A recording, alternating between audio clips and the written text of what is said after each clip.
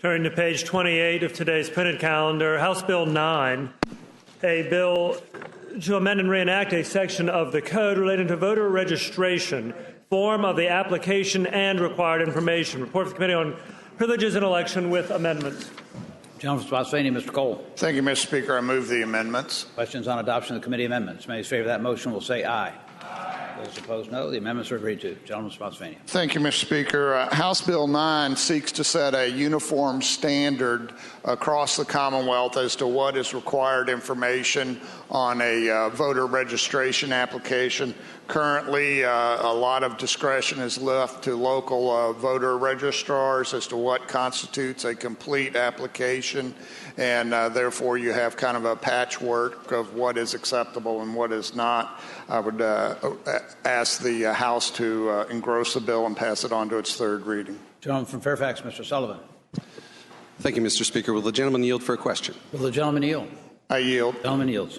Mr. Speaker, does the gentleman have any evidence that the current registration application process is a problem? Isn't this a solution in search of a problem? Mr. Speaker, I would answer that no, it is not.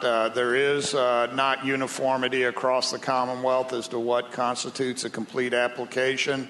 Also, there were concerns that were brought to me by some voter registrars over proposed actions by the Department of Elections and the State Board of Elections this past year to do what they thought would water down the voter registration application and weaken voter registration requirements through regulation rather than legislation. The gentleman yield for one more question, Mr. Speaker. Gentleman yield? I yield. Gentleman yields. Mr. Speaker, on line 17 of the bill, I think it is, it says that the applicant shall provide, quote, at a minimum, and then a bunch of information. Does the gentleman envision that this bill will authorize future state boards to propose even more restrictive registration applications than what this bill requires? No, it would not. It would only requires a minimum of what is necessary to be considered an acceptable voter registration application. I thank the gentleman. Mr. Speaker, speaking to the bill briefly. The gentleman has the floor. Thank you, Mr. Speaker. Mr. Speaker, ladies and gentlemen of the House, registering to vote shouldn't be a partisan issue. We all should hope that more people vote in Virginia. We should be trying to make it easier to vote in Virginia, not harder. HB 9 is a step in the wrong direction, in my view.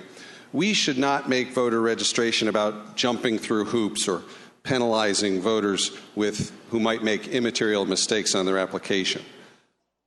This bill, Mr. Speaker, would prevent, for instance, the Department of Elections from moving forward with efforts it is now making to simplify the Virginia voter registration process and improve guidance to general registrars across the Commonwealth with respect to determining material omissions. Moreover, HB 9 conflicts with federal law, which prohibits denying applications for omissions that are not material to determine voter eligibility.